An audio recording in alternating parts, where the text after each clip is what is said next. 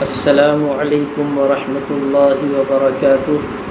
امید ہے کہ میرے تمام احباب خیر و عافیت سے ہوں گے۔ میرے عزیز بھائیوں، ایک عزیز ہیں، انہوں نے سوال کیا کہ نابینا اور بہرے آدمی کا نکاح کیسے ہو سکتا ہے؟ وہ نابینا بھی ہے اور بہرا بھی ہے، اس کا نکاح کس صورت میں ہو سکتا ہے؟ دیکھیے، سب سے پہلی بات یہ سمجھنی چاہیے کہ جس طرح ہم نابینا، گونگے اور بہرے کو اشارے سے چیزوں کو سمجھاتے ہیں، کھانے پینے کا اشارہ کر کے ان کو کھلا پلا دیتے ہیں، اس کو بات سمجھا دیتے ہیں، وہ زندگی گزار رہا ہے۔ آپ غور کریں کہ اگر اس کا 25 سال کی عمر میں نکاح ہو رہا ہے تو 25 سال تک کیسے کھایا پیا اس نے، کیسے زندگی گزاری اس نے، کیسے کپڑے پہنے اس نے، کیسے آپ کی بات کو سمجھا اس نے۔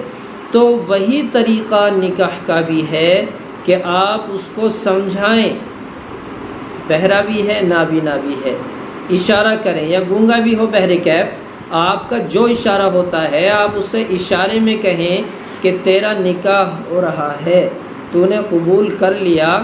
اب وہ اپنے اعتبار سے جیسے آپ کی باتوں کا جواب دیتا رہا ہے پہلے سے ہی، اسی طرح آپ کی باتوں کا وہ جواب دے گا اشارتاً، جو بھی اس کا ایک اشارہ ہوگا، ان اشاروں میں سمجھا جائے گا کہ اس کا نکاح ہو چکا ہے، ایجاب اور قبول ہو چکا ہے۔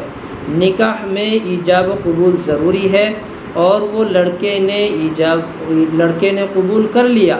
لڑکے کو آپ نے کہا کہ تو نے نکاح کر لیا، اس نے کہا ہاں۔ اب وہ چاہے زبان سے سمجھ میں نہیں آیا، گونگا ہے، اشارہ جو بھی ہو یا ہاتھ کا اشارہ ہو، جیسے بھی وہ سمجھا رہا ہے، ہر آدمی اپنے گھر کے جو فرد ہوتے ہیں، افراد ہوتے ہیں، اگرچہ وہ کتنے ہی معذور ہوں، آنکھوں سے، ہاتھوں سے، پیروں سے، معذور کوئی بھی شکل ہو، گونگا، بہرا، آنکھوں کی بینائی، یہ ساری چیزیں وہ اچھی طرح بات کو سمجھا بھی دیتے ہیں، سمجھ بھی لیتے ہیں، تو اس کا بھی نکاح اشارتاً سمجھانے بجھانے سے ہو جائے گا۔